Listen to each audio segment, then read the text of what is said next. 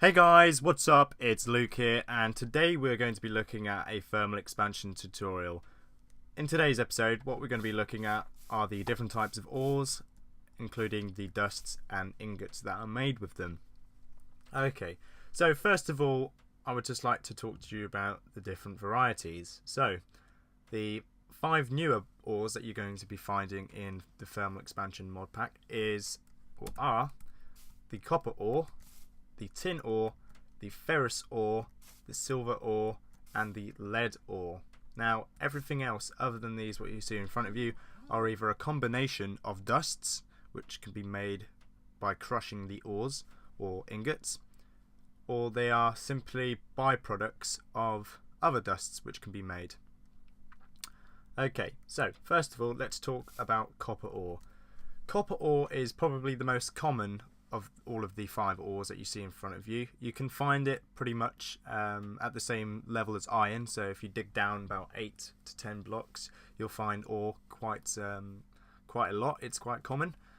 It's the essential ore in thermal expansion, as it's required in most of the machinery and pipework, etc., etc. Tin ore and lead ore are equally as rare.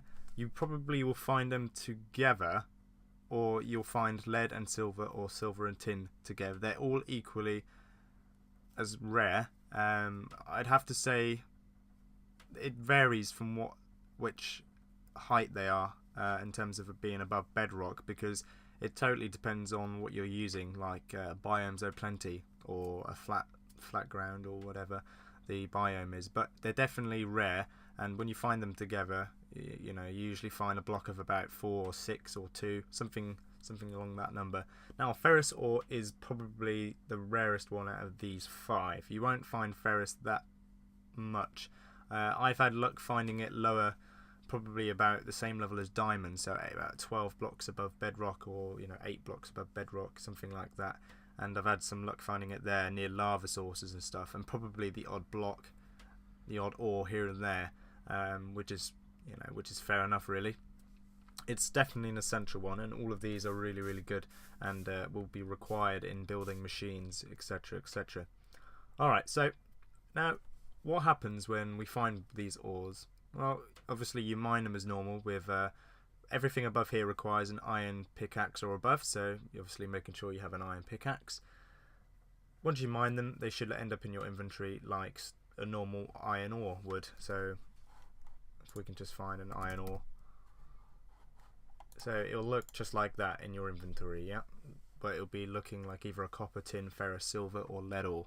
Now, in order to get the ingot or to get a dust from this, you either place it directly into a furnace, a normal vanilla furnace, or one of the machines that are compatible with the thermal expansion ores. Now, in this case, I won't complicate it too much, but simply by placing one of these ores into a pulverizer, which is a machine in thermal expansion which creates dusts, will give us this chest here full of all these pretty looking dusts that we have in front of us. Now, some of the ones below aren't all gained from using the pulverizer and using the 5 ores that we have in front of us. They're just all of the dusts that are available to us. Now, if you have a piece of coal dust, now if you pulverize that, you'll end up with pulverized coal. And now this is used in a lot of processes, especially making liquefied coal, which is a fuel source for a dynamo. Gold is definitely good because it allows you to make a electrum blend, which is a very advanced dust, which you will be required to make machines and definitely good tools, like flux tools, etc., etc. But we'll talk more about those in the future. Pulverized obsidian, this can be used for glass, reinforced glass, etc.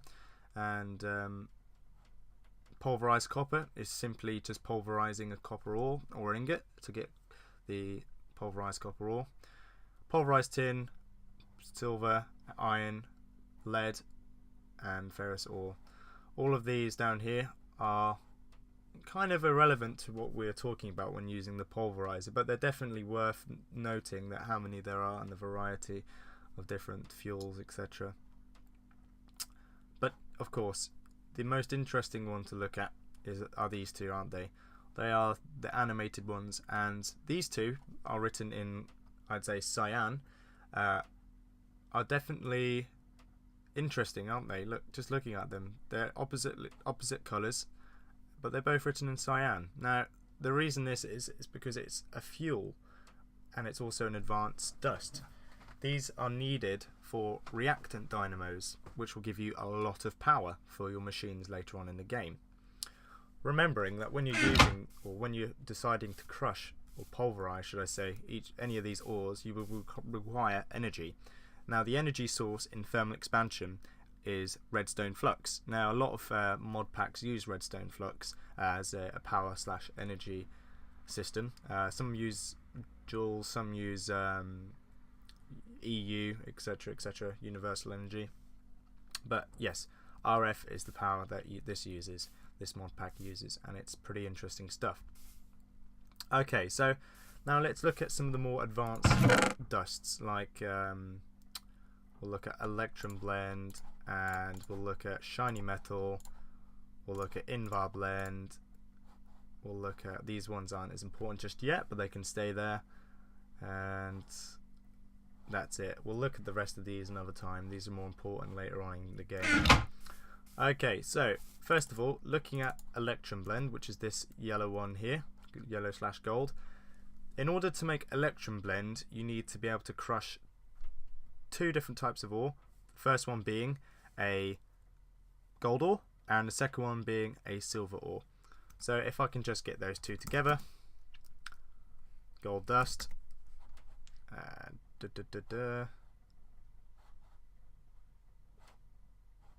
hang on a second, I think I've got one here, haven't I? Pulverized gold, awesome, and a silver.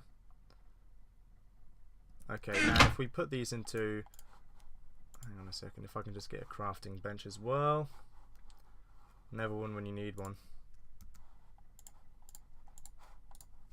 Crafting bench. Right, there we go. If I can just place this down here.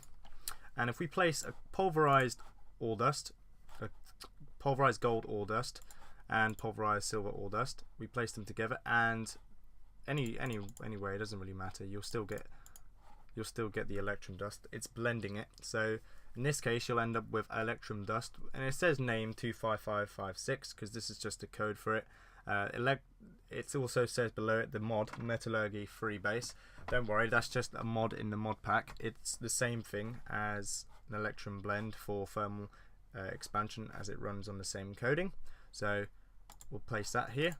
That's how to make the Electrum Blend, or Electrum dust in this case. And you can smelt this using a furnace to make the ingots, which are used in a lot of, like I said, advanced machinery, etc. The shiny metal is a byproduct of crushing ores. Now, the one I'm very certain about, hang on a second, very certain about getting is when you crush ferrous ore or other ores that are related, so the Imasha resources.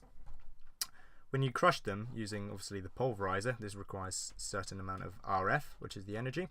It will give you 2 ferrous ore dusts, and there's a 10% chance of getting the pulverized shiny metals, which is used in, if I can quickly show you, which is used in making a lot of other stuff for the Metallurgy mod pack for definite, and used for making Enderium Blend, which is also a very advanced dust in this case. You also saw it in the chest, and I don't think I'll explain that in this episode, but when we look at what Enderium is and how we can get this resonant ender, etc., it'll make a lot more sense why I left it out. But yes, that's all you really need to know about that part of it. And last of all, Invar Blend. Okay, let me just turn it to light time. Invar Blend is simply a mixture of the ferrous ore dust, and iron ore dust. It's predominantly 2 iron ore dusts, which is these guys here, and if I can just return those back, and it requires 1 ferrous ore dust, like so. Now, in order to set this up, I'm pretty sure. Hang on a second. It looks like that. Okay, so you get 3 dusts, free Invar blend using this, and I think it has to be, as long as it's like this, the 2 iron ore dusts are separate. It doesn't really matter where you put the ferrous ore blend. But yes, doing that will allow you to get 3 Invar blend, which when smelted can make the ingots for certain machines, etc. This is important, especially when you look at the dynamos and tools and stuff. You can make tools out of the ingots as well, guys.